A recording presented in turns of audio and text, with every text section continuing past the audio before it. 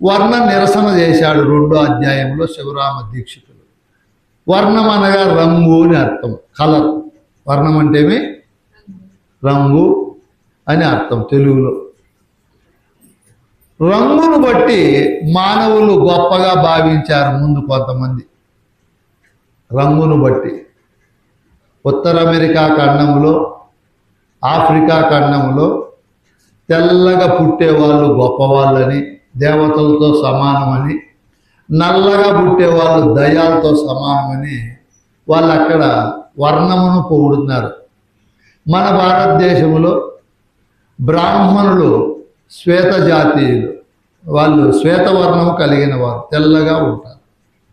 వాళ్ళు దేవుని ముఖము నుంచి పుట్టిన వారని, ఎవరు? బ్రాహ్మణుడు. అట్లా పుట్టడం, తెల్లగా పుట్టారు కాబట్టి పుట్టుకతోనే వాళ్ళు గొప్పవారని చాలా గ్రంథాలు తెలియజేశారు. ఇప్పుడు ఈ శివరామ దీక్షితులు అక్కడక్కడ చెప్పినటువంటి లోపాలను ఖండిస్తున్నారు.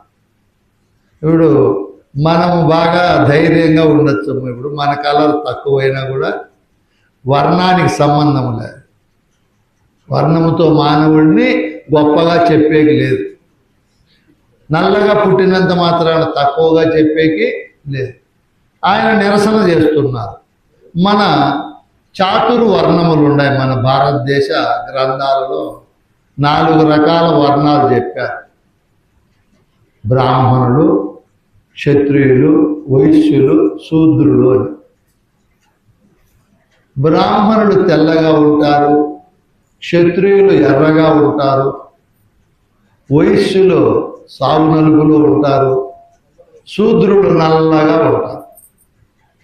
బ్రాహ్మణులు దేవుని ముఖములో పుట్టినారని, క్షత్రియులు దేవుని భుజము నుంచి పుట్టారని, వైశ్యులు దేవుని తొడల నుంచి పుట్టినారని, శూద్రులు దేవుని పాదముల నుంచి పుట్టినారని శాస్త్రాలు రాసి పెట్టారు పురాణాలు. శూద్రులైన వారు దేవుని పాదములలో పుట్టినారు కాబట్టి వాళ్ళ అన్ని పనులు వాళ్ళే చేయాలని, వాళ్ళు వేదాలు మొదలైనవి గ్రంథాలు వినకూడదని, కేవలం పైనున్నటువంటి వర్గాలకు వీళ్ళు సేవ చేయాలి. దీంట్లోనే అందరూ వస్తారు. చెప్పులు కుట్టేవాళ్ళు, కుండలు తయారు చేసేవాళ్ళు, గుడ్డలు తయారు చేసేవాళ్ళు, గుడ్డలు ఉతికేవారు, సేద్యం చేసేవారు, అందరూ ఈ వర్గంలో వస్తారు. ఏ వర్గంలో? శూద్ర వర్గంలో. వీళ్ళు తక్కువని వాళ్ళు ఎక్కువని ముందు గ్రంథాలు ప్రబోధించాయి. అది తప్పు అని ఆయన నిరసన చేస్తున్నాడు. ఎవరు? శివరామ దీక్షితులు. నాయన అవెంత తప్పు మాటలు.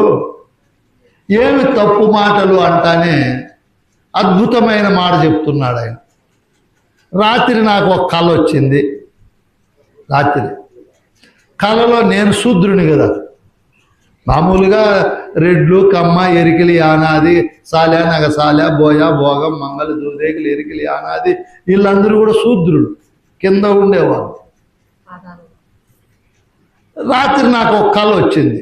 ఏమని వచ్చింది? రాత్రి నాకు ఒక కళ, బ్రాహ్మణ అమ్మాయిని పెళ్లి చేసుకున్న కళలో.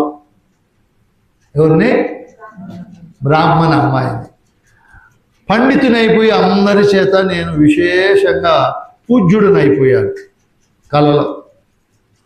మేలుకుంటే బ్రాహ్మణ అమ్మాయి పెళ్ళి లేదు, నేను పూజ్యుడును కాదు, ఏమీ కాదు.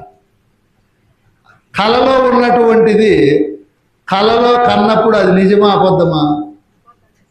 అబద్ధమైన నేను నిజమని అనుకున్నా. ఎప్పుడు? కళలో. ఇంకో రోజు ఇంకొక కళ వచ్చింది. నేను ఒక హరిజన గిరిజన అమ్మాయిని పెళ్లి చేసుకున్నట్లు, ఇద్దరికి సంతానాన్ని ఇచ్చినట్లు, ఏదో కొన్ని తప్పు పనులు చేసి జైలుకు పోయినట్లు కళ వచ్చింది. ఎప్పుడు? కళలో. మేలుకున్నా. ఉండాలా? అవన్నీ ఉండాయా? లేదు. ఇప్పుడుండేది నిజమా? కళ కన్నప్పుడు వచ్చిండేటివి నిజమా?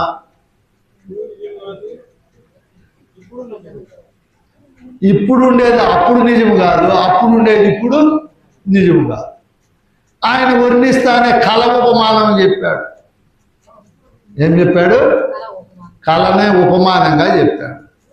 మన కళ ఏ కోణములో ఎటువంటి కళ వచ్చినా సత్యమా అసత్యమా? అసత్యమే.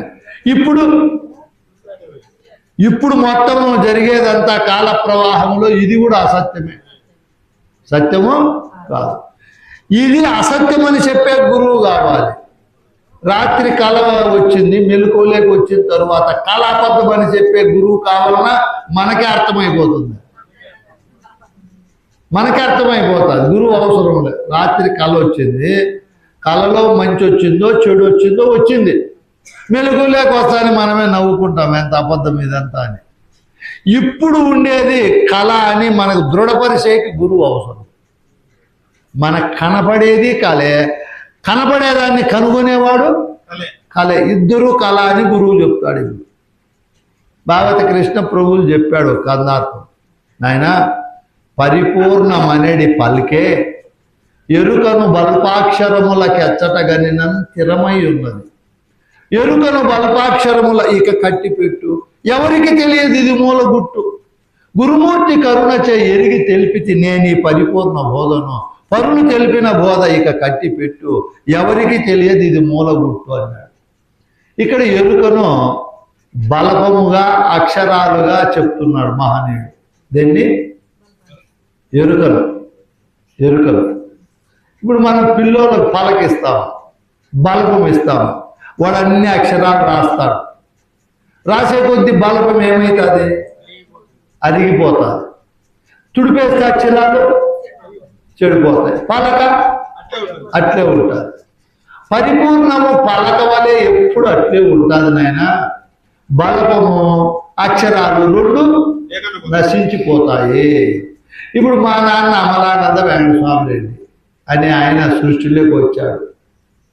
వచ్చి ఆ బలపం ఎన్నెన్నో రాసింది, శిష్యులకు బోధ చెప్పింది, 2 పుస్తకాలు రాసింది. ఏది? ఆ బలపం. 6 మంది పిల్లలను పెంచి పెద్ద చేసింది ఆ బలపము. చేసిండే బలపము చేయబడినటివి 2 ఉన్నాయా వెళ్ళిపోయినాయా? 2 వెళ్ళిపోయినాయి. 2 అబద్ధమే.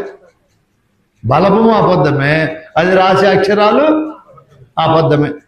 ఎరుక అబద్ధమే, అది చేసే శ్రేష్ఠులు అబద్ధమే. 2 అబద్ధమే. 2 అబద్ధమైనప్పుడు ఇంకా వర్ణాలు ఎందుకు? వర్ణాల్లో సారం ఉందా? లేదు. ఆయన క్రింద అద్భుతమైన మాటలు చెప్తాడు. మనకు అహంకారం కూడా పొయ్యేకి చెప్తాడు. మనం కొంతమందిని అంటరాని వారిగా చూస్తాం కదా. ఈ బోధ విన్న తరువాత ఎవరిని చూడకూడదు, తప్పది. గురుబోధ తెలియకపోయే ముందు చూసినా పర్వాలే, గురుబోధ విన్న తరువాత మనము ఎక్కడ కులాభిమానం ఉండకూడదు. ఎందుకు ఉండకూడదు? కలలో తన గర్భమున బ్రాహ్మణుడు, రాజు, కోమటి, తురక, చండాలుడు కోమాళ్ళుగా కలిగినట్టు తోసినది, కొడుకులుగా కలిగినట్టు తోసినది. ఎక్కడ? కలలో. ఇప్పుడు ఏది అబద్ధమో? బ్రాహ్మణులు అబద్ధమా? రాజు అబద్ధమా? కోమటి వైశ్యులు అబద్ధమా? వేరే మతస్థులు తురక వాళ్ళ అబద్ధమా? చండాలుడు అబద్ధమా? మొత్తం అబద్ధమా? ఇప్పుడు కూడా అంతేనైనా ఇందులో ఏ వర్ణము గలవాడు తన కొడుకు అవును? ఏ కులం వారు నిషేధింపబడుతున్నారు? మా కళ వచ్చింది, ఆ కళలో దోషము కానీ ఇంకొకటి కానీ గమనిస్తాడా? మొత్తం అంతటిని ఏమనుకుంటాడు? అబద్ధమే అనుకుంటాడు. తనది ఏ కులము? తల్లిని అజ్ఞాన కాలమందు తెలియకపోయాను, జ్ఞానకాలమందు తెలియబడేను. మనకు బాల్యంలో మనకు ఫలానా కులం అని తెలుస్తుందా? తెలియదు. ఫలానా అమ్మ మా అమ్మని తెలుస్తుందా బాల్యంలో? అజ్ఞాన కాలంలో తెలియబడదు, జ్ఞానకాలంలో తెలియబడుతుంది. ఇప్పుడు గురువు దగ్గర చేరక పూర్వము మనం అజ్ఞానంగా ఉన్నాము. ఎలా ఉన్నాము?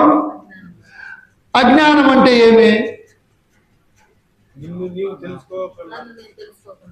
అజ్ఞానం అనగా ఆత్మ అనాత్మల జ్ఞానము లేకపోవడమే అజ్ఞానం. చిన్న చిన్నవి కాదు అజ్ఞానం అంటే. వేదాంత పరిభాషలో అజ్ఞానం అంటే ఇది ఆత్మ, ఇది అనాత్మని తెలియకపోవడమే అజ్ఞానం. ఇప్పుడు గురువు దగ్గరికి వచ్చాం మనము, మనకు ఏది ఆత్మ ఏది అనాత్మ తెలియబడిపోయింది. ఎక్కడికి వచ్చి రావడం వల్ల? గురువు దగ్గరికి రావడం వల్ల. జన్మాస్త వృద్ధులు, క్షయ పరిణామ వినాశములు, సద్విధ వికారములు అనాత్మ. ఇవన్నీ కూడా అనాత్మ. ఘనబాల్య యవన కౌమార వార్ధక్యములు జాగ్రత్త అవస్థలు అనాత్మ. కమనీయ మహదహంకార భూజల ఉతాసన అంతరిక్షము అనాత్మ. త్రిగుణములు స్థూలాది దేహత్రయంబులు పంచకోశములు అనాత్మ. బాహ్యేంద్రియములు అంతరేంద్రియములు దృక్కు దృశ్యము అనాత్మ. ఇంక ఏది ఆత్మ? ఇవన్నీ అనాత్మే. నీకు తెలియబడే స్థానంలో ఉన్నాయి. సృష్టి అంతా కూడా అనాత్మే. వీటిని ఏ వస్తువు అయితే అనాత్మ అనాత్మ అని అంటా ఉందో అదే ఆత్మ. ఇప్పుడు సూర్యుడు ఆత్మన అనాత్మన? అనాత్మ. ఆయనకు ఆత్మ లేదు పాపం. పంచభూతాలు అనాత్మే, వాటికి ఆత్మ లేదు. శరీరములో సమాన వ్యాన ఉదాన ప్రాణ అపాన వాయువులు మనోబుద్ధి చిత్త అహంకారములు జ్ఞానేంద్రియములు కర్మేంద్రియములు విషయేంద్రియములు ఇవన్నీ కూడా అనాత్మే. ఇంకా ఏది ఆత్మ? నేనని ఏ వస్తువు అయితే అంటా ఉందో ఆ వస్తువే ఆత్మ. వినే వస్తువు, చెప్పే వస్తువు, తెలుసుకునే వస్తువు, తెలుసుకున్నది మరుపులో మరిచిపోకుండా గుర్తుంచుకునే వస్తువు, ఇట్లా పదాలకు ఏ వస్తువు అయితే సరిపోతుందో అదే ఆత్మ. ఈ ఆత్మ ఎక్కడుంది? ఈ ఆత్మ ఎక్కడుందో పెద్దల అడ్రస్ చెప్పారు. కొండ మీదను పెద్ద గుండు ఒక్కటి నుండు. ఇంతవరకు ఉండేది కొండ, ఇది గుండు. ఈ గుండు నడుమును రెండు నల్ల గుండ్లు ఉండు. గుండ్ల మధ్య ఒక నక్క కూతలు పెడుచుండు. కూతల మధ్య ఒక నూతి, దానిపైన ఒక నాతి, దానిపైన ఒక కోతి, దానిపైన ఒక పరంజ్యోతి వెలుగుచుండు. జ్యోతియే జగమెల్ల చూచుచుండు. చూచుచుండేది దాని అందు చోద్యమెరిగి అది తానని ఉన్నవాడు ఆత్మవిగుడు. ఆత్మను తెలుసుకున్న దేవుడు ఎవరు? ఓయమ్మ, బయట లేదు ఆత్మ, నేననే వస్తువే ఆత్మ. ఆ ఆత్మ నేనయ్యే ఉండాను అని ఎవరికైతే తెలియబడుతుందో వాళ్ళకు ఆత్మ అనాత్మల జ్ఞానము కలిగిన జ్ఞాని అవుతాడు. ఏమవుతాడు? జ్ఞాని అవుతాడు. ఈ జ్ఞాని అయిన తరువాత ఈ జ్ఞానికి వీళ్ళు క్షత్రియులు, వీళ్ళు వైశ్యులు, వీళ్ళు శూద్రులు, వీళ్ళు బ్రాహ్మణులు, ఒకరు గొప్ప ఒకరు తక్కువ అనే భేదము లేకుండా అభేద దృష్టి కలుగుతారు. ఎవరికి? జ్ఞాని అయిన మహనీయునికి. వాళ్ళు తక్కువని వీళ్ళు ఎక్కువని ఎక్కడా భావించడం, సమదృష్టి ఉంటుంది మహనీయునికి. అందుకే చెప్తున్నారు, ఒకరికి మంచి అయినవి ఇంకొకరికి మంచిగా విషయాలు.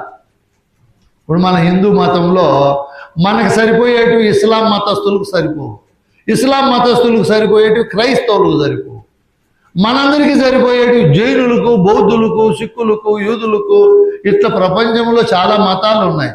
ఒకరికి సరిపోయేటివి ఒకరికి సరిపోవు. ఇప్పుడు నిజంగా నియమావళి ఉంటే అందరికీ ఒకటే నియమావళి ఉండదు. ఎవరికి వాళ్ళు ఇష్టం వచ్చిన నియమావళి పెట్టుకున్నారు. కాబట్టి ఇవన్నీ వాళ్ళ అనుకూలతలకు వారి అవసరాలకే పెట్టుకున్నారు. కానీ వాస్తవం విచారించిన వాళ్లకు వీటిలో ఒకటి గొప్పని ఒకటి తక్కువని భేదాభిప్రాయం ఉండదు.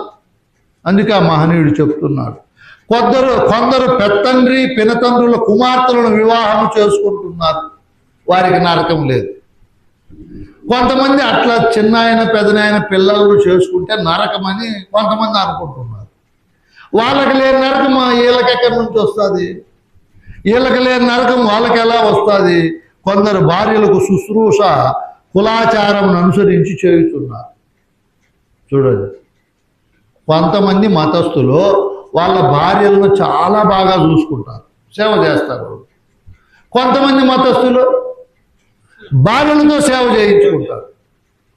వాళ్ళకి లేనటువంటి ధర్మము న్యాయము వీళ్ళకి ఎలా ఉంటుంది? వీళ్ళకి లేనటువంటిది వాళ్ళకి ఎలా ఉంటుంది? వాళ్ళు మాది గొప్ప అనుకుంటారు, వీళ్ళు మాది గొప్ప అనుకుంటారు. స్త్రీలు చనిపోయిన తరువాత కొంతమంది వివాహం చేసుకోరు, కొన్ని మతాల వారు చేసుకుంటారు. అంటే ఎవరికి ఇష్టం వచ్చిన నియమావళి వాళ్ళు పెట్టుకున్నారు, వారికి దోషము లేదు. కొందరు స్త్రీలు కడగానున్న రోజున స్నానం చేసి ఇంట్లో కలుగుతున్నారు. కొంతమంది 5 రోజులు ఇంట్లో కలవకుండా బయట ఉంటున్నారు. కొంతమంది 3 రోజులు కలుస్తున్నారు. వీళ్ళకి పాపం అని వీళ్ళు చెప్తారు, పాపం లేదని వాళ్ళు చెప్తారు. నాయనా, ఈలాగున ఏ వర్ణం వారు ఆ వర్ణానికి నియమాలన్నీ పెట్టుకున్నారు. వాస్తవం మనం విచారించినామనుకో, ఈ సృష్టిలో ఏ మానవునికైనా ఎన్ని కన్నులు ఉన్నాయి? చెవులు ఎన్ని ఉన్నాయి? తలలు ఒకటే. ఎవరు గొప్ప, ఎవరు తక్కువ? గొప్ప అయిన వాళ్ళకు రక్తము తెల్లగా ఉండాలా, ఉందా? గొప్ప అయిన వాళ్ళకు మలమూత్రాలు వాసన ఉండకూడదు, ఉందా? అట్లుందా? గొప్ప అయిన వాళ్ళకు రోగాలు రాకూడదు, అట్లా ఉందా? అంతా సమానమే. కేవలం అజ్ఞాన కాలంలో వాళ్ళు పెట్టుకుంటున్నారు. జనన మరణములు ఎటువంటివి? జననములు భేదించుట ఎలాగో సంగమ క్రియలు మూలము. ఆ మిథున కర్మం వల్ల తేజోజనితమైతే కదా శరీరములు కలుగుతున్నవి. ఒరిజినల్ మాట చెప్తున్నాడు. కొంతమంది మేము గొప్ప అంటున్నారు. గొప్ప అయిన వారు వాళ్ళ తల్లిదండ్రులు సంగమ క్రియలు జరపకనే ఏమన్నా పుడుతున్నారా? వాళ్ళు కూడా జరపాల్సిందే కదా. స్త్రీల ముట్టు నిలిచిపోయితేనే పిండం అవుతుంది. ఆ ముట్టు శుభ్రమైన పదార్థమా, అశుభ్రమైన పదార్థమా? మహిళలు డేట్ అవుతారు కదా, అక్కడ ఏర్పడే పదార్థము మంచి పదార్థమా, చెడు పదార్థమా? ఆ చెడు పదార్థమే మానవ సృష్టికి మూల కారణం అవుతారు. అది నిలిచిపోతేనే పిండాభివృద్ధి కలుగుతారు. ఇంక ఎవరు గొప్ప, ఎవరు తక్కువ? అందరూ సంగమ క్రియల వల్లే కదా జన్మిస్తాడేది. ముందు వాళ్ళు పెట్టిండే మాటల్లో గొప్ప అని చెప్పిండే వాటిలో ఈయన దోషం చూపిస్తున్నాడు. అన్ని శరీరాలు ఏర్పడాలంటే మూల కారణ పదార్థం ఏమి? అన్నమే కదా. ఆ అన్నరసమే ఇంద్రియమాయను, ఇంద్రియములే దేహములాయను. ఇందులో తారతమ్యము ఎలాగును ఉన్నది నాయన. భక్షణ కొందరు పశు మృగాదులను అనుభవించుతున్నారు, కొన్ని మృగాదులు మనుష్యులు భక్షింపుచున్నవి. కొందరు అహింస పరమో ధర్మమని స్వల్ప జీవులను అనుభవించుతున్నారు. ఎలాగనగా ధాన్యములు జీవస్య భక్షణ్యం ఉండనే ఉన్నది కనుకనే భేదము లేదు. కొట్టేసేయదు. ఏం చెప్తున్నాడు?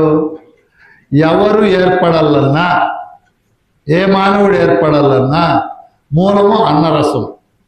అన్నరసమే శుక్లము శోణితం అవుతుంది. పురుషుల్లో శుక్లంగా మారుతుంది, స్త్రీలలో శోణితంగా ఏర్పడుతుంది. ఇవి రెండు కలిసినప్పుడు పిండం ఏర్పడుతుంది. ఈ పిండం అభివృద్ధి కావాలంటే మళ్ళీ దానికి అన్నరసమే కావాలి. అన్నరసముతో తయారయ్యిండే ఈ అన్ని కులాలు, మతాల శరీరాలు అన్నరసముతోనే పోషింపబడతాయి. మళ్ళీ పంచభూతాల్లోనే కలిసిపోతాయి. ఇంక ఏది గొప్పది, ఏది తక్కువ? కాబట్టి మనకు భేద దృష్టి ఉండొచ్చునా? ఉండకూడదు. కులాభిమానం ఉండకూడదు. కొంతమంది మాంసము తినకూడదు, హింసించడం మహాపాపం అని కొంతమంది అంటున్నారు.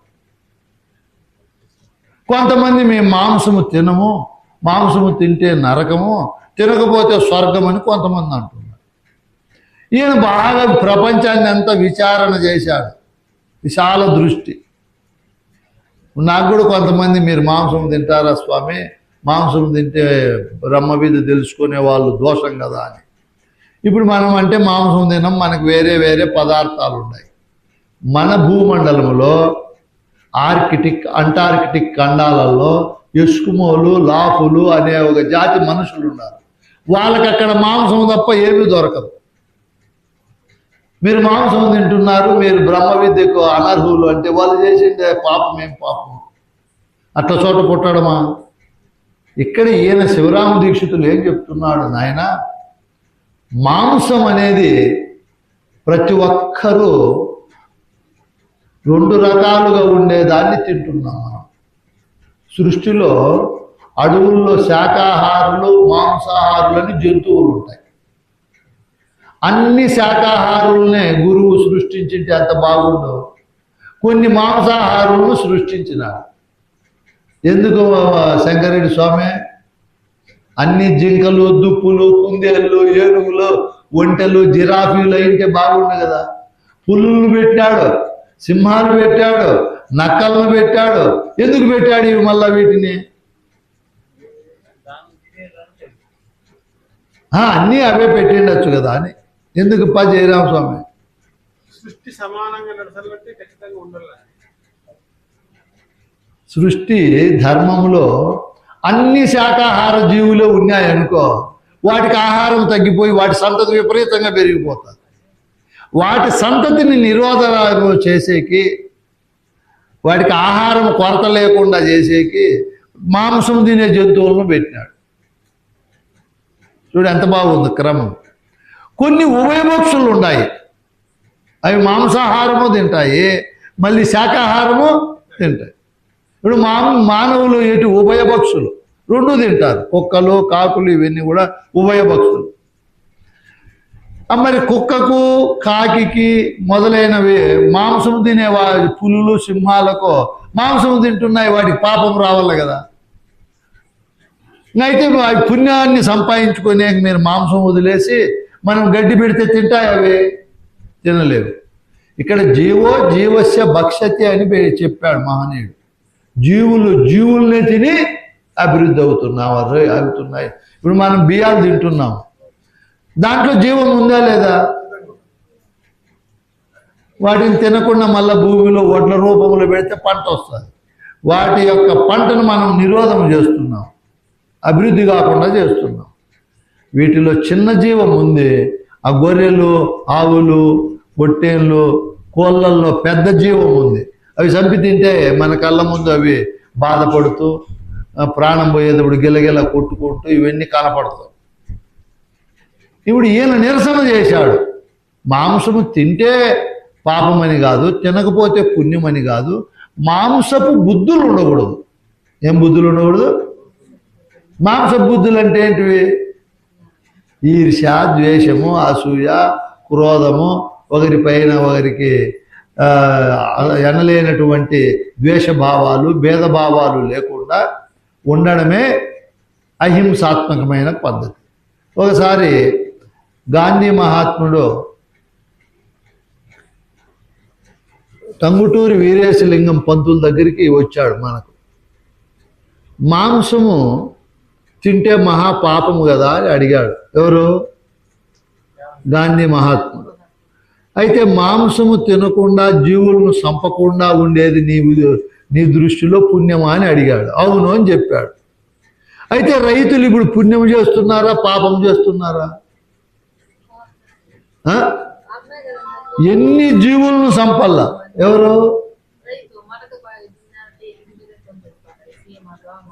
దోమలు అన్నీ చనిపోతాయి కదా, పాములు, పురుగులు అన్నీ చనిపోతాయి. మందు కొట్టినప్పుడు రైతులు కొన్ని కోట్ల పురుగులు చనిపోతాయి. ఇంకా ఇవన్నీ జీవులను చంపుతున్నాడు, పాపమే కదా. అంతా పాపమని కూర్చొని ఉంటే పంట రాదు, దెబ్బతినిపోతాడు, మనము తినలేము. ఇట్లా ఈ పద్ధతుల్లో క్రమమైనటువంటి ఒక సరళమైనటువంటి సమతుల్యమైనటువంటి భావజాలముతో ఆలోచించినప్పుడు ఇవన్నీ కూడా కాదు నాయనా, ఇవి కాదు పాపము పుణ్యము, వీటితో బేరీజ్ చేయకూడదు అని ఆ మహనీయుడు చెబుతూ, సకల జీవులు కలలో వస్తువుల వలె పుట్టుతున్నారు. సకల జీవులు కళలో మనకు ఏ కళ వస్తే అవన్నీ ఏర్పడతాయి కదా, అట్లా ఏర్పడుతున్నారు. కళలో వాటి వలనే లేకపోతున్నారు, మళ్ళీ వాళ్ళు కళలో వలె లేకపోతున్నారు. కులములను ఎవరు చూసినారు, గోత్రములను ఎవరు చూసినారు, కులగోత్రములను ఎవరు ఏర్పరిచారు? దేవుడు ఏర్పరిచాడా? నేననే అహంకారం ఏర్పరిచిందా? నేననే అహంకారం ఏర్పరిచింది. నిజంగా ఈ అహంకారానికి కులగోత్రాలు ఉన్నాయా? లేవు. ఇది ఏర్పాటు చేసుకున్నది, కానీ దీనికి మాత్రము ఇప్పుడు కరెంటుకో శీతలం ఉందా? లేదు. శీతలం ఉండే ఫ్రిడ్జ్లే కరెంటును పంపించినామనుకో, దీనికి శీతలాన్ని ఇది సృష్టిస్తారు. అర్థమైంది మీకు? ఇది వాస్తవంగా దీనికి శీతలం లేదు. ఇది శీతలము స్వభావం ఉండే వస్తువు లేకపోయినప్పుడు ఇది శీతలాన్ని సృష్టిస్తారు. దీనికి తిరిగే స్వభావం ఉందే ఫ్యాన్కు? లేదు. తిరిగే స్వభావం ఉండే ఫ్యాన్ లేకపోయినప్పుడు ఫ్యాన్ను తిప్పుతుంది, అది దానికి లేదు. అది అట్లే నేననే ఎరుకకు వాస్తవంగా ఇవి లేవు, అదే ఏర్పాటు చేసుకున్నది. ఏవేవి? కులము, గోత్రము, ఆచారాలు, సాంప్రదాయాలు, అలవాట్లు ఏమేమో అన్నీ అదే చేసుకున్నది. చేసుకొని ఈ అహంకారము ఆ కులమునకు ఆ కులమే. కులములు అనగా గుణములు. ఈ అహంకారము ఎన్ని రకాల కులాలను ఏర్పాటు చేసుకున్నది, ఎన్ని రకాల గుణాలను ఏర్పాటు చేసుకున్నది, ఎన్ని రకాల ఆచార అలవాట్లను చేసుకున్నది ఎవరు? ఈ అహంకారం. అహంకారానికి అవి లేవు. భద్రాద్రి రామశతకంలో చెప్తాడు పరశురామ నరసింహదాస్. ఏమని చెప్తాడు? అల బ్రహ్మ క్షత్రియ వైశ్య ఆది వర్ణములు నీకు నెన్నడు లేవు నిశ్చయముగా. అల బ్రాహ్మణ అల బ్రహ్మచర్య ఆది ఆశ్రమ ధర్మములు నీకు నెన్నడు లేవు నిశ్చయముగా. స్వజాతి విజాతి స్వగత భేదములు నీకు నెన్నడు లేవు నిశ్చయముగా. కులనామ రూపములు గోత్ర సూత్రములు నీకు నెన్నడు లేవు నిశ్చయముగా. వాదభేదములు ఖేదమోదములు నీకు ఎప్పటికీ లేవురా, నువ్వు నిశ్చలము నిర్మలమైనటువంటి చైతన్య స్వరూపుడు అని చెప్పారు. ఇది ఎవరైతే తెలుసుకుంటారో వాళ్ళు ఏ దాన్ని గొప్ప అనుకోరు, తక్కువ అనుకోరు. దేన్ని తక్కువ అనుకోరు. కాలాన్ని అంతా గొప్పగా చూస్తారు. అమావాస్య, రాహుకాలం అనే భేదాభిప్రాయాలతో కాలాన్ని విభజన చేయరు. ఎవరు? యథార్థము తెలుసుకున్న మహనీయుడు. ఓ వాస్తవానికి ఇవి లేవు, వాస్తు శాస్త్రము లేదు, యమగండము లేదు, మరియు బల్లి శాస్త్రము, పిల్లి శాస్త్రం ఇవన్నీ కూడా ఎరుకతో ఏర్పడిండేటివే. అవన్నీ కూడా అసత్యమే, సత్యము కాదు అని తెలిసిపోయింటుంది ఆ గురువు గారికి. కాబట్టి ఈ అహంకారమే అన్నిటినీ ఏర్పాటు చేసుకున్నది. కట్టుదిట్టములతో అహంకారము నెత్తికెక్కి మోటు బారి తిరుగుతూ ఉంది. ఏం చేసింది? మోటు బారిపోయి తిరుగుతూ ఉంది. అంటే నాయన ఇవన్నీ అబద్ధమన్నా అహంకారం విందు. ఏ అహంకారము? గురుపదేశము పొందని అహంకారము వినదు. మోటు బారిపోయింది. అట్లా నిర్ణయించుకొని ఉంటుంది. ఏమని? ఇవన్నీ సత్యము, ఇవన్నీ వాస్తవము అని దృఢపరుచుకొని ఉంది. ఇంకైతే ఎవరైతే గురుపదేశము తీసుకున్నారో ఆ గురుపదేశం పొందిన అహంకారం మాత్రము ఇవన్నీ అబద్ధము, వీటిలో సత్యము ఏమాత్రము లేదు అని చెప్పి ఈ అహంకారము యథార్థముతో ఉంటుంది. గురుపదేశం పొందిన అహంకారం. అహంకారము నాశనము కావాలి అంటే స్వశక్తితో కాదు. అహంకారాన్ని ఎవరు నాశనము చేయలేరు, ఒక గురువు తప్ప. కాబట్టి అహంకారము లేని గురువును మనం ఆశ్రయించాలి. ఎవరిని ఆశ్రయించాలి? అహంకారం ఉండే గురువులు అందరూ ఉన్నారు. ప్రజ్ఞానం బ్రహ్మము, అహం బ్రహ్మస్మి, తత్వమసి బ్రహ్మము, అయమాత్మ బ్రహ్మము, నేనే బ్రహ్మం అనే అహంకారం అనే ఆవరణలో ఉండే గురువుల దగ్గరికి పోయినామనుకో మనము, వాళ్ళ అహంకారాన్ని తీసేస్తారా? అహంకారాన్ని పాదు చేసి చుట్టి మన తలపైన పెడతారు, చుట్టి పెడతారు. ఈ అహంకారాన్ని నాశనం చేసుకోవాలి అంటే అహంకారము లేని గురువు సాంప్రదాయములో అచల గురువును, అశరీర గురువును చేరితేనే ఈ అహంకారాన్ని పోగొడతాడు. కాబట్టి బ్రాహ్మణ కులము శ్రేష్టమని చెప్తున్నారు. ఏ కులము? బ్రాహ్మణ కులం. బ్రాహ్మణ కులము శ్రేష్టమైనా కూడా బ్రాహ్మణ కులములో పుట్టిన వారికి భక్తి లేకపోతే వాళ్ళు కుక్కతో సమానమని మనుశాస్త్రం చెప్తారు. చూడు, అంత గొప్ప కులంలో పుట్టాడు, ఇంక వాడు శ్రేష్ఠుడే కదా.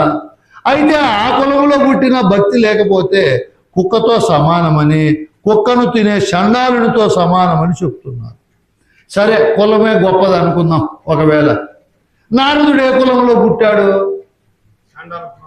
దాసీ కులంలో పుట్టాడు. మరి కులం ప్రకారం అయితే ఆయన హీరుడు కావాలి కదా, కాలేదే, గొప్పవాడయ్యాడు. రాముడు ఏ కులంలో పుట్టాడు? క్షత్రియ కులంలో పుట్టాడు. ఏ కులంలో? క్షత్రియ కులంలో పుట్టాడు. బ్రాహ్మణ కులంలో పుట్టల. మరి రాముడు ఎలా దేవుడయ్యాడు? ఇక్కడ కులమే ప్రధానమైతే ఆయన ఇవన్నీ కూడా అందులో ఉండే దోషాలు చూపిస్తున్నాడు. ఓహో, వాల్మీకి బోయ కులంలో పుట్టాడు, మహా ఋషి అయినాడు. ఎలా అయినాడు? క్షత్రియ కులంలో పుట్టాడు జనకుడు. బ్రాహ్మణ కులములోనే గొప్పవాడైన శుకునికి గురువు అయినాడు ఆయన. ఎవరు? జనకుడు, క్షత్రియుడు. దీన్ని బట్టి చూస్తే కులము గొప్పదా, గుణము గొప్పదా, విద్య గొప్పదా, విద్యాతత్వం పొందిన మహనీయ తత్వం గొప్పదా? విద్యాతత్వం పొందిన విద్యాతత్వం ఎవరైతే పొందినారో వాళ్ళే శ్రేష్ఠులుగా. మనకు తులాభారుడు వాణిజ్య వృత్తి చేసే మహనీయుడు, వైశ్య కులం. ఆయన కూడా మహాత్ముడైనాడు. కటిక వ్యాపారం చేసేవాడు ధర్మవ్యాధుడు, గురువు దగ్గరికి బోధ తెలుసుకొని గొప్పవాడైనాడు. అంటే మహా శూద్ర కులములో, హీన కులంలో పుట్టిన ధర్మవ్యాధుడు కూడా గురు కృప వల్ల ఘనమైన కులం అయ్యాడు. ఈ హీన కులములో పుట్టిండే వాళ్ళు గురువులు చేరి గురుపదేశం పొంది గొప్పవారైనారు. కాబట్టి జన్మ అనేది కులము ద్వారా జన్మ గొప్పతనాన్ని నిర్ణయించదు. ఇది మనం బాగా గుర్తుపెట్టుకోవాలి. ఇక్కడ ఇవన్నీ తెలిసి చెప్తున్నాడా, తెలియక చెప్తున్నాడా? శివరామ దీక్షితులు తెలిసి చెప్తున్నాడు. శివరామ దీక్షితులు ఏ కులం వాడు? బ్రాహ్మణ కులం వాడు. ఏ కులం వాడు? బ్రాహ్మణ కులంలో పుట్టి బ్రాహ్మణ కులము మొదలైన కులాలలో ఉండే దోషాలన్నీ చూపించిన మహనీయుడు. అప్పటి కాలంలో ఈయన ఇవన్నీ చెప్తా ఉంటే వాళ్ళ కులం వాళ్ళే ఆయన పైన దాడి చేశారు. దానికి కూడా భయపడకుండా యథార్థం చెప్పాడు. ఆయన పుట్టుకతో కులమును, ఆ కులం తత్వంలో ఏర్పడిన వాళ్ళను గొప్పవారిగా మనం నిర్ణయించకూడదు, కులం వల్ల గొప్పతనం ఉండదు అని కులాన్ని నిరసన చేస్తున్నాడు ఆయన. అందుకే ఈయన శాస్త్రాలు చదివాడు, అనేక రకాలైనటువంటి భాష్యాలన్నీ చదివాడు మహనీయుడు. కాబట్టి ఇవన్నీ చదివే నేను చెప్తున్నాను, ఆయన చదవక చెప్పలేదు అని చెబుతూ, మనుష్యులు కులములో పుట్టి ఆ కులమే గొప్పదని కులాభిమానముతో గాడిదలై ఆ కులాన్ని మోసుకున్నారు. ఇప్పుడు ఏం మాట చెప్తున్నారు? గాడిదలు ఏం చేస్తాయి? మోత మోస్తాయి. ఇప్పుడు మేము గొప్ప కులం అనే వాళ్ళు ఏమై ఉన్నారు? గాడిద అది మోస్తున్నారు వాళ్ళు. గాడిదేమన్నా మంచి పని చేస్తా ఉంది, కొన్ని వస్తువులు మోస్తా. నీడే మోస్తున్నాడు, మా కులం గొప్ప, మా కులం గొప్ప అని ఆ బరువును మోస్తున్నాడు. కాబట్టి నాయన, మీ యథార్థము చెప్తే మీ కోపం వస్తుందేమో. కోపం వచ్చినాక నేనేం చేయగలను? నాకు మాత్రం కోపం లేదు, నేను ఉన్నది ఉన్నట్లు చెప్తున్నాను. మీరు కలరు కనుక మీ కోపము కలదు. కోపముతో తిట్టే వాళ్ళను ఏం చెప్తున్నాడైనా? కోపం ఎవరికి ఉంటుంది చెప్పండి? అహంకారం ఉండేవాని కోపం ఉంటుంది. నేను గొప్ప కులము, గొప్ప రూపములో ఉండ, గొప్ప విద్యావంతుడును, గొప్ప నాయకుడును, గొప్ప ఉద్యోగస్తుడును అని ఏదైతే తనను తాను గొప్పగా అనుకుంటాడో ఆ గొప్ప ఉండేవాడికి ఏముంటుంది? కోపం ఉంటుంది. చూడు, అహంకారం ఉండేవానికే కోపం ఉంటుంది. ఇప్పుడు మనల్ని ఎవరైనా నిష్కారణంగా విమర్శ చేసినారనుకో, నిజంగా గురుకృపకు పాత్రుడైన వాడు కోపగించుకోడు. అలా నాయన అంటే అంటిపోనైనా, సరేలేనైనా, నీకు అట్లా అనిపించిందని అయినా అని ఇతను సమన్వయం చేసుకొనే పోతాడు, కానీ కోపం మాత్రము పొందడు. కోపం పొందినాడు అనుకో జయరామ స్వామి, ఆయనకి ఏమున్నట్లు? అహంకారం ఉన్నట్లు. అంత తొందరగా అహం నాశనం కాదు. అహంకారము అమెరికా వాళ్ళ దగ్గర ఉండే బాంబులతో ప్రపంచాన్ని అంతా నాశనం చేయొచ్చు, కానీ మనిషికి ఉండే అహంకారాన్ని ఏ గురువైనా అంత తొందరగా నాశనం చేయలేడు. వాళ్ళు గురువుపదేశం వింటా ఉన్నా కూడా గురువు కంటే నాకే ఎక్కువ తెలివి ఉంది అనుకుంటా. ఎవరు? అహంకారం ఉండేవాళ్ళు. ఏంది గురువు ఏదో చెప్తానడు కానీ నాకుండే తెలివి, నాకుండే యుక్తి ఉందా అనుకుంటా అంటాడు. ఎవరు అట్లా తనను తాను గొప్పగా అనుకుంటారో వాళ్లకు కోపం ఉన్నట్లు. కోపం ఉంటే అహంకారం ఉన్నట్లు. కోపమే పాపం అనబడు. చచ్చిపోయిన తర్వాత పాపం ఎక్కడో లేదు, పాప లోకము లేదు. ఎవరు కోపం ఉందో వాళ్ళు ఎక్కడున్నిట్లు? పాపలోకములో ఉన్నట్లు. కోపమే పాపం మనబడు, కోపమే అహంకారం అని కొనియాడబడు, కోపమే తాపం మనబడు, కోపమే మృత్యు అనబడును కుటిల విరహిత. కోపం ఉండేవాడికి తొందరగా సాగు వస్తుంది. మన శరీరంలో 72,000 నాలుగులు ఉంటాయి. ఎక్కువ కోపగించుకునే కొద్దీ అవి హీట్ అయిపోతాయి. ఏమవుతాయి? చాలాసార్లు హీట్ అయితే దాని ఒరిజినాలిటీ పోతుంది. హీట్ కాకుండా చల్లబెట్టుకోవాలి. మనం నిద్రపోయినప్పుడు చల్లబడతాయి అవి నాలుగు ధాతువులు. జాగ్రత్తావస్థలో ఎప్పుడు మాట్లాడతా, ఎప్పుడు మన తెలివిని ఖర్చు పెడతా ఉంటే ధాతువులు ఈ నాడులు దెబ్బతింటాయి. అందుకే నిద్రలో మంచి సుఖం ఉంటుంది, మౌనములో మంచి సుఖం ఉంటుంది, ప్రశాంతత నిర్మలంగా ఉండే వాళ్ళకు మంచి సుఖం ఉంటుంది.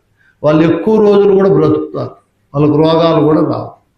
కాబట్టి కోపము మీకుంది నాయన, మీకు అన్నీ ఉన్నాయి కాబట్టి అన్నిట్లో అది కూడా ఉంది. అన్నిట్లో అన్నీ ఏమేమి ఉన్నాయి? మా కులం గొప్పది, నా కొడుకు గొప్ప చదువరి, నా కోడలు గొప్ప ఉద్యోగస్తురాలు, మాకు అంత పొలం ఉంది, అంత డబ్బు ఉంది అని అవన్నీ పెట్టుకుని ఇప్పుడు ఇది చేరింటారు దాంట్లోకి. ఏది? కోపము.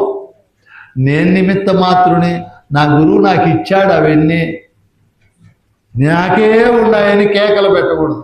అన్నీ నాకే ఉన్నాయని, నాకు ఉన్నాయి పో అనుకోవాలి. ఏమనుకోవాలా? ఉన్నాయిలే, నా గురువు ఇచ్చినాడు అనుకోవాలా. నాకే ఉన్నాయి అనుకోకూడదు. చూడు, అనుకునే దాంట్లో ఎంత దోషం ఉంటుంది. ఇట్లా అనుకుంటే ఏమి నష్టమో, అట్లా అనుకుంటే ఏమి లాభమో. నాకే ఉన్నాయంటే ఏమి నష్టమో? అహంకారం పెరుగుతుంది. అహంకారంకు 30 సంవత్సరాలు ఉంటే కోపానికి 60 సంవత్సరాలు ఉంటుంది. అంత కోపం ఉంటుంది. నన్ను అంటారా, నేనెంత అంటుంది అదేది? ఎంతలే నువ్వు అంత తక్కువే. అయితే ఇది ఎక్కువగా ఊహించుకుంటా తనను తాను. కాబట్టి అన్నీ నాకు గురువు ఇచ్చాడు, ఈ కోపాన్ని గురువు పెట్టుకోవద్దన్నాడు, నేను పెట్టుకోకూడదు. ఇవన్నీ పెట్టుకునేటివి ఏంటివో చెప్తాడు గురువు, పెట్టుకోరానివేవో చెప్తాడు. మీ ఇంట్లో పాసిపడి ఉండే కూరలు, పురుగులు పడి ఉండే కాయలు ఇట్లాంటివి పెట్టుకుంటారా? పడేస్తారా? పడేస్తారు. అంటే మంచివి శ్రేష్టమైనవే, చెడ్డవి శ్రేష్టమైనవే? మంచివే కదా శ్రేష్టమైనవి. ధర్మము శ్రేష్టమా, అధర్మము శ్రేష్టమా? న్యాయము శ్రేష్టమా, అన్యాయము శ్రేష్టమా? ప్రేమ శ్రేష్టమా, ద్వేషము శ్రేష్టమా? కోపము శ్రేష్టమా, శాంతము శ్రేష్టమా? ఇంక నేను చెప్పనవసరమే లేదు మీకు బోధ. ఏవి శ్రేష్టమో బాగా మీకే తెలిసిపోయినాయి. శ్రేష్టమైనవి పెట్టుకోవాలా, శ్రేష్టము కానివి వదిలిపెట్టాలి, పెట్టుకోకూడదు. పెట్టుకున్నామనుకో ఏమవుతుంది? లేనిపోయిన సమస్యలు వచ్చి కూర్చుంటాయి. శ్రేష్టమైనవే మన హృదయం అనే దేవాలయంలో పెట్టుకోవాలి.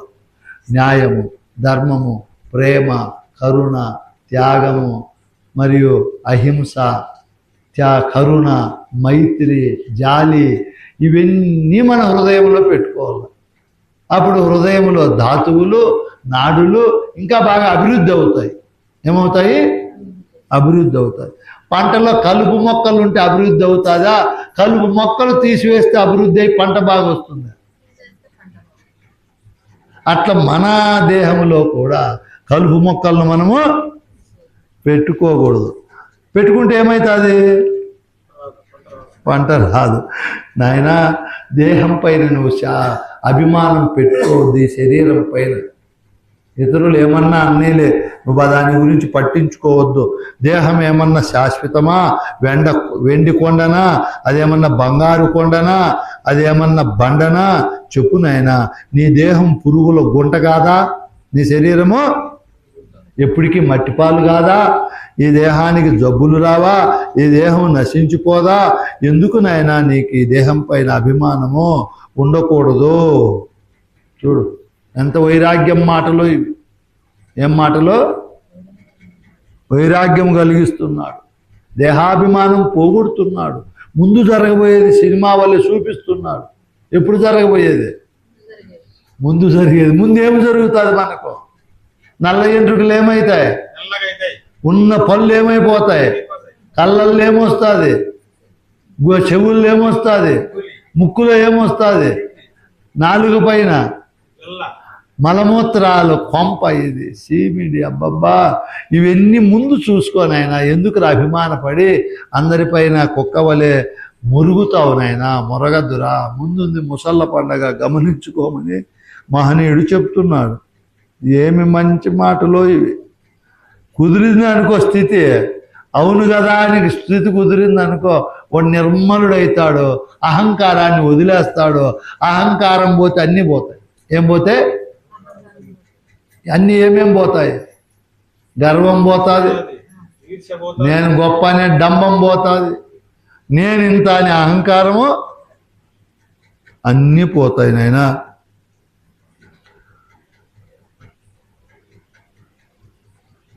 కొంతమంది ఏం చెప్పారంటే, గురువు దగ్గర ఇట్లా కూర్చొని వింటానే ఏమొస్తుందనైనా తొందరగా కుదురుతుందా, సాధన చేయాలా అంటారు. ఏమంటారు? సాధన చేయాలని నాతో ఎంతోమంది అన్నారు. కష్టే పలి అంటారు. ఏమంటారు? కష్టం చేయలే, మీరు సాధనే చేయలేదే, ఎప్పుడు మీరు సిద్ధిని పొందినారు అని. ఇది పుస్తకం అని తెలుసుకునేకి సాధన చేయాలనా? మీరే చెప్పండి, న్యాయం చెప్పండి. ఇది పుస్తకం అని తెలుసుకోవాలని మనం తెలుసుకునే సాధన చేయాలన్నా? తెలిసిన వాళ్ళ దగ్గరికి పుస్తకం అని చెప్పించుకుంటే సరిపోతుందా? సాధన చేయాలన్నా? సాధన చేస్తే ఏం అవసరం లేదు. వస్తు నిశ్చయం కావాలంటే సాధన అవసరమే లేదు. చెప్తున్నాడు ఆయన. మేము ఎటువంటి వారం అంటే మేము వ్యవసాయం చేయలేదు, కష్టము చేయలా, దున్నకనే పంట పెట్టినాము, కొయ్యకనే పంట పండించినాము. మాటల పందిరి మాది. ఏం పందిరి? మాటలు ఇట్లా మాట్లాడుకుంటాం మేము. అది చల్లగా ఉంది మాకు. మాటల పందిరి ఎట్లుంది? యథార్థం తెలిసిపోయింది అనుకో, మళ్ళీ హృదయంలో తాపము, అజ్ఞానము, అలజడి, అవివేకము, సందేహాలతో కూడిన దొంతరలు అన్నీ తొలగిపోతాయి. యథార్థము తెలియబడితే వాళ్ళ ధీరత్వమే వేరు, వాళ్ళ ముఖం కలలే వేరు, వాళ్ళ ధైర్యమే వేరు. నాయనా, మేము కూడా అటువంటి పంట పండించినాము, మాటల పందిరి కింద కూర్చున్నాము. మేము అద్భుతమైనటువంటి విషయాలను మాట్లాడుకున్నాము. మాటలకి ఏమన్నా పేదరికం ఉన్నదా? దేనికి పేదరికం ఉందా? లేదు కదా. మాకు కష్టము చెయ్యకనే సుఖం అనుభవించాము. మేము బోర్ల పడలేదు, అందలం ఎక్కలేదు, విరగపడలేదు, ఏ సాధన చేయలేదు. నేనా మేము తిప్పలే పల్ల. ఏం పర్లేదు మేము బ్రాహ్మణులమని అహంకార పల్ల, సన్యాసులమని అన్ని సన్యసించాల, నేననే అహంకారాన్ని సన్యసించాము. చూడండి, దేన్ని సన్యసించాలి మనము? బట్టలను సన్యసించాలా, భావాన్ని సన్యసించాలా? బట్టలు ఎవరైనా సన్యసిస్తారు. 3 మీటర్ల బట్ట తీసుకొని 3 ఏళ్ళ పిల్లోళ్ళకైనా మార్చేయచ్చు. ఏది? బట్టలు. వాడు చూసే కాషాయం వస్తువులేమో వేసుకున్నాడు, భావం మారిందా? బట్టలు ఏవైతే మనకేమి, లోపల ఏం మారల్లా? భావము సన్యాసము కావాలి. ఏం కావాలి? భావము సన్యాసము కావాలి. నా దేహము అనే భావం ముందు పోవాలి. ఇక్కడి నుంచి సన్యాసం పుట్టాల. ఈ దేహం ఎప్పుడైనా పోయేదేలే, దేహాభిమానం ఎందుకు? భార్య అనే భావము సన్యాసము కావాలి. ఏం కావాలా? ఇవి మాటలు బాగా ఉంటాయి కానీ అంత తొందరగా అవుతాయా? నా కొడుకు అంటాది, నా మనవడు అంటాది. మనవడు అంటే ఇంకా భలే ప్రేమ ఎరుకుతాం. కొడుకు కంటే మనవని ఎక్కువ ప్రేమిస్తారు. వాళ్ళ మాటలు, వాళ్ళ చేష్టలు చూసి సంతోషపడతాడు. ఎవరు? ఈ అహంకారం. నా వారసుడని పళ్ళు కొరుక్కొని ఎంత తృప్తి పడతాదో. ఇవన్నీ నాయన ఎవరు చెప్పినారు? శాస్త్రాలు చెప్తున్నాయి. అన్నీ శాస్త్రం ఎట్లా చెప్పింది అట్లా చెప్పిందని అబద్ధాలన్నీ చెప్తున్నారు. అబద్ధాలు ఎప్పుడైనా నిజమవుతాయనైనా? ఎప్పటికీ మేము అబద్ధాలు చెప్పము. మేము చెప్పము. అబద్ధాలంటే ఏమిటివి? ఆయన 3 రొట్టెలను 3,000 మందికి పంచిపెట్టాను. చనిపోయిన 3వ రోజు మళ్ళీ పునరుత్థానమయ్యను. ఇది సత్యమా అసత్యమా? ఇట్లా అసత్యాలు చెప్పరు ఎవరు? అచల గురువులు వాస్తవమే చెప్తారు, యథార్థమే చెప్తారు, ఎక్కడే కానీ చెప్పరు. అబద్ధాలు చెప్పి మేము అబద్ధాలు చెప్పే వాళ్ళమని అనిపించుకుంటామా? కాబట్టి మేము ఎప్పటికీ అబద్ధము చెప్పము. అబద్ధాలు ఆడి పశువులమవుతామా? అబద్ధాలు ఆడే జీవితం మాది కానే కాదు. జరగకంటే జరగదంటాము, జరిగితే జరిగింది అంటాము. కాబట్టి నాయనా, మేము కొద్ది గొప్పగానిది, కొంచెము లేనిది, కొంచెము లోనికి రానిది, కోతలు పెట్టనిది, కోతిగంతులు వేయనిది, కోపతాపములు లేనిది, వేలాకోలము కానిది ఒక్క వస్తువు నుండి దాన్ని నమ్ముకున్నాం మేము. అదే పరిపూర్ణం.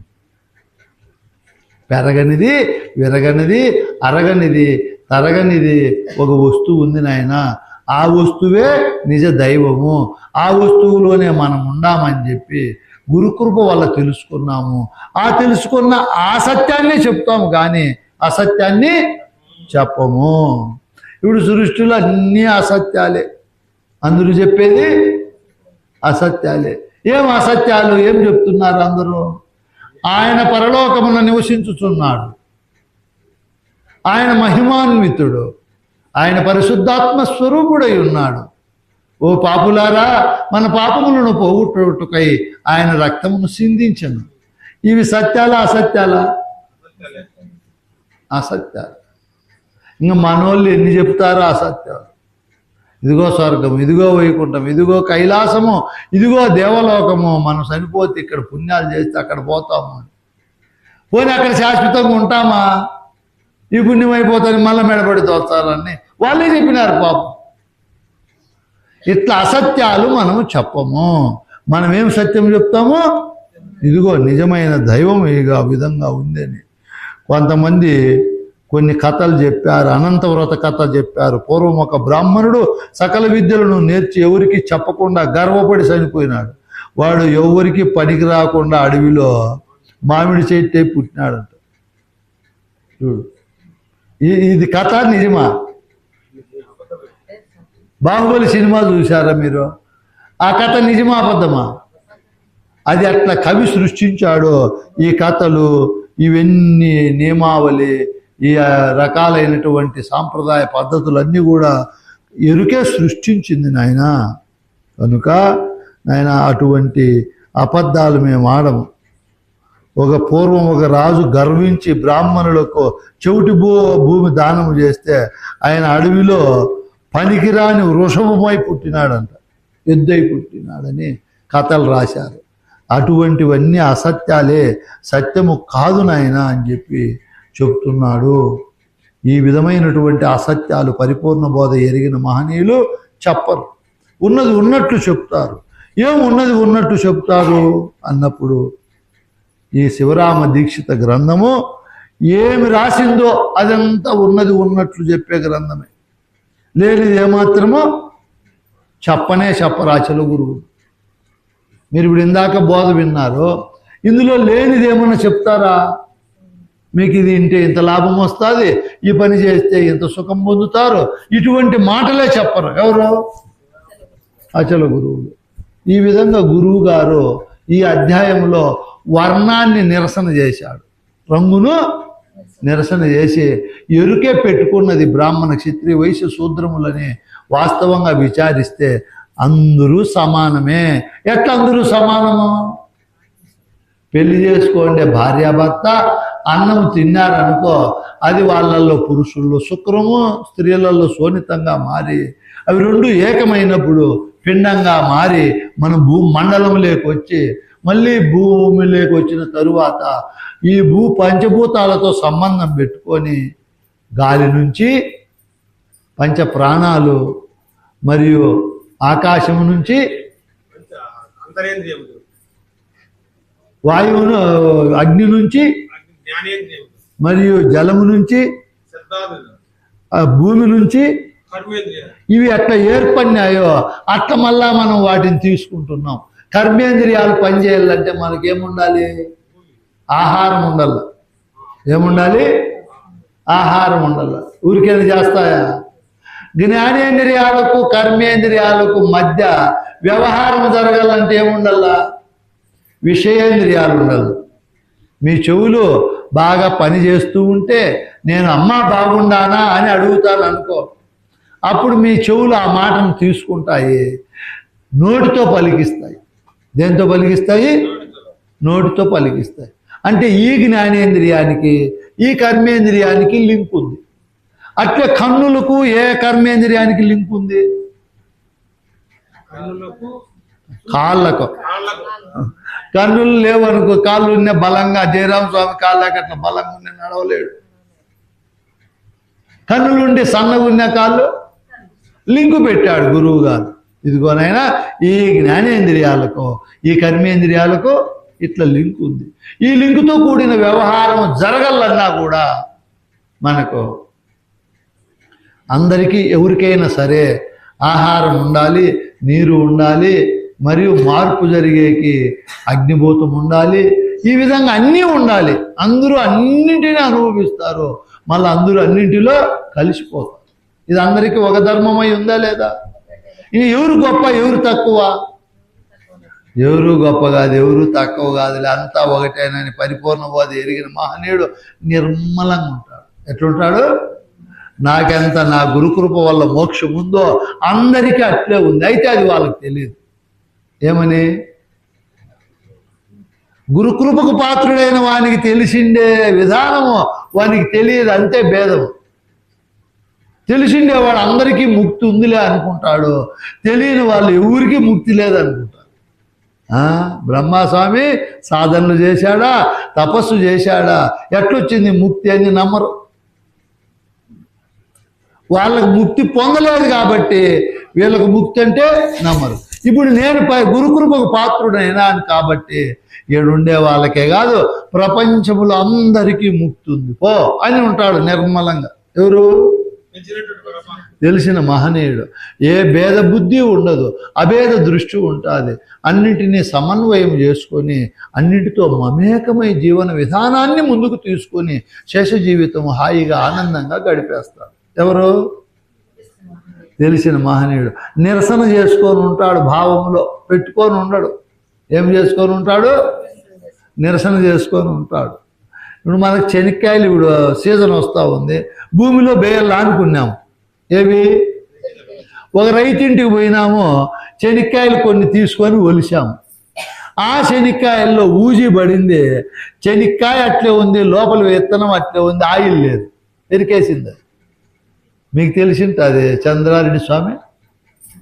శనక్కాయ అట్లే ఉన్నట్లే లోపల విత్తనంలో రసం పెరికేస్తుంది. ఏమంటారు దాన్ని? లాగేసి ఉంటాడు. అయితే కాయ విత్తనము అట్లే ఉంటుంది, చూసేకి దాంట్లో ఏమి లేదు, మొలకెత్తే కావలసిన సారము లేదు. పరిపూర్ణ బోధ ఎరిగిన మహనీయుడు అట్లే ఉంటాడు. ఎట్లా? గురుబోధ వీనిలో ఉండే అహంకారం పెరికేసింది.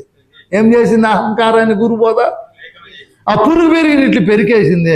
వాడు చూసేకేమో అట్లే ఉన్నాడు. అట్లా ఈ పరిపూర్ణ బోధ బాగా తెలుసుకోండి. గురువు అందరూ ముక్తిలో ఉన్నారు పో, మోక్షంలో ఉండారు పో, బోధ విన్నా ఉండారు, వినకపోయినా ఉండారని నిజ గురువు అందరికీ యథార్థమైనటువంటి ముక్తి ఉంది అని నిర్మలంగా ఉంటాడు. ఎవరు?